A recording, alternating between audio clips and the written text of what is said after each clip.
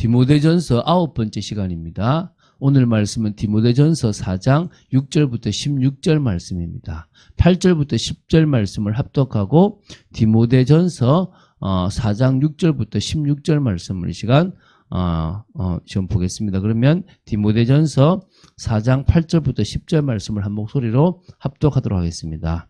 육체의 연단은 약간의 유익이 있으나 경건은 범사에 유익하니 금생과 내세에 약속이 있느니라. 미쁘다 이 말이여 모든 사람들이 받을 만하도다. 이를 위하여 우리가 수고하고 힘쓰는 것은 우리 소망을 살아계신 하나님께 둠이니 곧 모든 사람 특히 믿는 자들의 구주시라.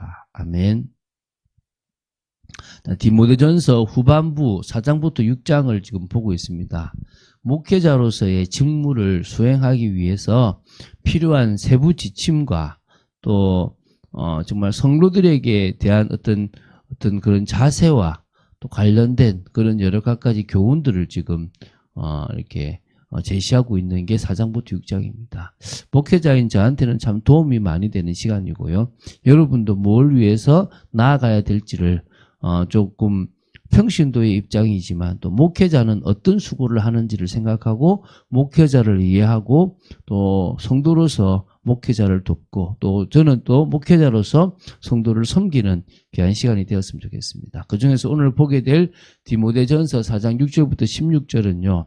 목회자가 참 교사로서 힘써야 할 일들에 관한 어떤 권면이라고 보시면 됩니다. 그래서 바울이 이 목회자인 디모데에게 참 교사로서 힘써야 할 일을 권면하는 것이 이제 총 4가지가 있는데요. 그걸 좀 이렇게 하나하나씩 보겠습니다. 첫 번째가 바른 진리로 다른 사람과 자신을 양육하라는 것입니다. 우리는 바른 진리이신 그리스도를 알게 됐지 않습니까? 이게 얼마나 은혜입니까? 여러분의 지식 중에서 최고의 지식이 성경에 있는 이 복음입니다. 이 복음 예수 그리스도를 아는 것이 바른 진리를 아는 겁니다. 사람들은 자기가 믿는 것이 진리라고 하지만 그리스도 없는 진리는 진리가 아니라는 것을 우리는 알 수 있습니다. 편협한 게 아닙니다. 아집이 아닙니다.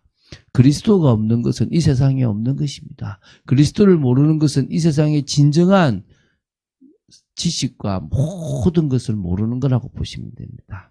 디모데전서 4장 6절에 보면 내가 이것으로 형제를 깨우치면 그리스도 예수의 좋은 일꾼이 되어 믿음의 말씀과 내가 따르는 좋은 교훈으로 양육을 받으리라. 여기서 이것은요 바로 사람을 거룩하게 하는 하나님의 말씀과 기도라고 우리 5절에 나왔거든요.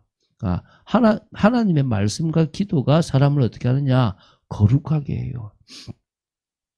그러면은 그 하나님의 말씀과 기도, 특히 말씀 이것은요, 형제를 깨우치는데 너무너무 중요한 겁니다. 그렇게 말씀으로 사람을 깨우치면, 뭡니까? 예수의 좋은 일꾼인 거예요. 죄송합니다. 제가 자부할 수 있습니다. 예수의 좋은 일꾼이라고. 하나님 앞에서 부족한 게 많지만 저는 하나는 하려고 그럽니다. 뭡니까? 하나님의 말씀 또 이 기도를 통해서 성도를 일깨우려고 하고 있습니다. 그래서 바로 믿음의 말씀과 좋은 교훈으로 양육을 받은 예수의 좋은 일꾼이 되는 것이다. 제가 사실은 위에 선배들로부터 이 믿음의 말씀과 좋은 교훈으로 양육을 받았기 때문에 그것을 그대로 지금 다른 사람한테 전해주려고 하고 있거든요. 그리고 오직 예수지 않습니까? 편협한 게 아니라 우리는 예수 한 분으로 말미암아 인생의 답을 얻었습니다. 오늘 그것을 여러분 일평생 믿음을 가지시기 바랍니다. 두 번째는요. 망령되고 허탄한 신화를 버리고 경건에 이르도록 연습하라는 것입니다. 이게 7절부터 10절이거든요. 자, 망령되고 허탄한 신화를 버리고 경건에 이르도록 내 자신을 연단하라라고 지금 7절에 말합니다. 그러면서 그 연단, 자신을 연단하는 게 육체 연단이거든요. 그래서 8절에 이 육체의 연단은 약간의 유익이 있으나 경건은 범사에 유익하니 금생과 내세에 약속이 있느니라. 우리가 약간의 이 육신의 연단도 이 육체 연단도 약간의 유익이 있지만 정말 경건, 이 영적인 것을 바로 세우는 이 경건은요. 범사에 유익합니다. 모든 상황에. 금생과 내세에 약속이 있다. 그래서 미쁘다 이 말이에요. 뭔 말이요? 금생과 내세에 유익이 되는 이 경건에 대한 것은 모든 사람이 당연히 받을 말이다. 오늘 우리가 이 경건이라는 것은 모든 사람에게 중요하다고 깨달으시기 바랍니다. 그래서 이를 위하여 우리가 수고하고 힘쓰는 것은 우리 소망을 살아계신 하나님께 둡니다. 여러분 소망을 어디에 둡니까? 없어질 돈에 두지 않겠죠? 여러분은 소망을 사람에게 둡니까? 여러분은 배신당할 수도 있습니다. 여러분, 우리는 소망을 살아계신 하나님께 둡니다. 그래서요, 우리는 사람을 믿는 대상이 아니라 동역자하고 도와줄 대상으로 생각하시면 됩니다. 그래서 곧 모든 사람, 특히 믿는 자들의 구주 대신 그 그리스도께 우리는 소망을 두고 있습니다. 자, 우리도요, 경건에 이르도록 어떨 때는 우리 자신을 연단해야 될 때도 있을 거라 생각됩니다. 이 경건이라는 것은 제가 칼빈의 말을 좀 빌리면 몇 번 얘기했죠. 하나님을 향한 경외심, 두려움과 하나님을 향한 사랑을 동시에 가진 게 경건입니다. 요 두 가지 마음을 가지고 살아가면 경건의 삶입니다. 그게 모양도 필요하겠지만 경건의 능력을 우리는 가져야 될 줄로 믿습니다. 자, 그러기 위해서 우리는 망령되고 허탄한 신화와 같이 쓸데없는 것을 버리고 육체의 어떤 그런 연습도 사실은 필요하다는 것입니다. 그래서 바울이 이걸 운동 경기에 참가하는, 그래서 우승에 땀을 흘려서 육체 연습을 하는 것과 지금 그 비유로 지금 들고 있는데요. 그 육체 연습도 사실은 약간의 유익이 있지만 우리가 그것보다 더 중요한 이 경건에 이르는 정말 이 시간들은 우리를 금생과 내세에 이 세계와 다음 세계에 있어서 가장 유익한 것이 된다는 사실을 기억해야 될 줄로 믿습니다. 그래서 우리가 그 일들을 위해서 나아갑니다. 그래서 우리는 무엇보다도 사람에게 세상적인 것이 아니라 하나님께 소망을 두고 살아가는 복된 사람이 될 줄로 믿습니다. 자, 세 번째입니다. 가르치는 자, 교사죠, 그죠? 그 교사로서 신앙과 행실에서 성도들의 본이 되라는 부분이 이제 11절, 12절입니다. 너는 이것들을 명하고 가르치라. 누구든지 내 연소함을 없이 여기지 못하게 하고 오직 말과 행실과 사랑과 믿음과 정절에 있어서 믿는 자에게 본이 되라. 저는 사실 이 12절 말씀이 참 공감이 좀 됩니다. 왜냐하면 제가 연소했거든요. 교회에서 사역을 할 때 제 나이가 어렸단 말이에요. 근데 이 더 어리게 보일 수 있도록 제가 왜소한 그런 이 외모를 가졌어요. 그러다 보니까 좀 업신여김을 받았을 때가 사실은 있거든요. 그래서 그것을 좀 커버하기 위해서 제가 좀 이렇게 나이 들어 보이는 정장을 입는다든지 또 영적인 힘을 가지기 위해서 되게 많이 기도했던 때가 있거든요. 근데 제가 가장 은혜로 충만할 그때가 다른 사람들에게는 힘이 있어 보이더라고요. 근데 그때 제가 말이 달라지더라고요. 뿐만 아니라 저의 행동도 달라지더라는 겁니다. 그런데 정말 사람을 사랑하는 마음, 심지어 정말 저를 갖다 이렇게 교사로서 인정하지 않는 학생들까지도 처음에 사랑하게 되는 부분도 나오고요. 그러면서요, 믿음과 또 정절 이런 부분이 조금씩 생기더라고요. 이걸 위해서 생긴 게 아니라 주님과의 관계에서 성령의 역사를 체험하고 믿음을 가졌는데 이런 부분이 되어지더라는 것입니다. 여러분도 그런 축복을 받아 누리게 되기 바랍니다. 네 번째입니다. 하나님이 각자에게 주신 그 은사를 활용하여 가르치는 직분에 전심전력을 하라는 부분이 이제 13절, 14절입니다.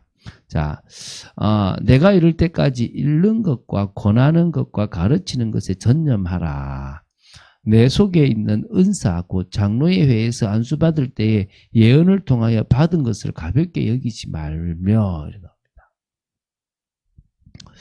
우리 교회도요, 계속 성경을, 여기서 이건 낭독인데 어쨌든 계속 성경을 보면서 그 성경 말씀을 통해서 은혜를 받고 자기를 확립하는 것.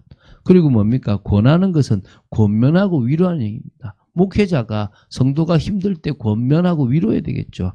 그러면서 가르치는 것. 이것은 당연히 하나님의 말씀을 교육하는 것입니다. 그래서 우리는 예배, 또 새벽 기도, 또 뭡니까? 찬양을 나누고 또 그러면서 수요 성경 공부, 금요 기도회 뿐만 아니라 1대1로 필요한 사람들에게 또 말씀으로 양육을 합니다.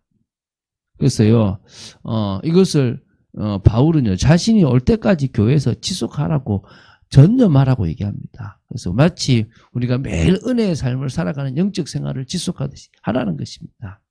그래서 그런 부분에서 우리는 이런 것들을 좀 해야 되겠죠, 사실은. 그죠. 그래서 14절에 보면 디모데 속에 어떤 은사가 있었대요. 근데 그 은사가 정확하게 근데 장로의 회에서 목회자로 안수받을 때에 어떤 이 장로들인가 누군가가 예언을 통해서 이 디모데에게 임한 또 있었던 그런 은사인 것 같아요. 그것을 잘 활용하면 그것은 뭡니까? 이 목회 사역에 중요하다라고 얘기하죠. 15절 16절을 마무리합니다. 이 모든 일에 전심전력하여 너의 성숙함을 모든 사람에게 나타나게 하라. 그래서 목회자가 사실은 성숙해야 되죠. 근데 이게 사실 참 힘들어요. 우리도 좀 편하게 답답함을 이야기할 때가 있어야 되거든요. 근데 그럴 때가 사실 없잖아요. 그래서 어떨 때 목회자가 참 외로울 때가 있습니다. 그래서 여러분, 목회자가 어디 이렇게 저기 동기 목사들이나 목회자들하고 어디 갈 때가 있다 그러면 보내주시면 돼요. 그리고 정말 어떨 때는 맛있는 거 사 먹으라고 또 이렇게 후원도 하시면 되는 거예요. 그래서 목회자들이 그런 데를 가서 좀 편하게 자기 이야기들을 좀 하고 조금 하고 와야 교회 왔을 때 뭡니까? 전심전력하여 성숙함을 이렇게 성도들에게 보일 수 있는 거죠. 내가 내 자신과 가르침을 살펴 이 일을 계속하라. 이것을 행함으로 내 자신과 내게 듣는 자를 구원하리라. 스스로가 계속 그냥 외식이 아니라 하나님 앞에 늘 세워져야 자신뿐만 아니라 그 양육하는 성도들도 세울 수 있다는 거겠죠. 그래서 우리는 나그네 인생을 살아갑니다. 언제까지 하면 되느냐? 주님이 부르실 때까지 우리에게 맡겨진 목회자는 목회자의 사명, 중직자는 중직자의 사명, 평신도는 평신도의 사명을, 제자의 사명을 감당하면 됩니다. 뭐가 있으면 산소망이 있으니까 우리는 교회 공동체와 신앙 공동체에 집중하고 나아가는 겁니다.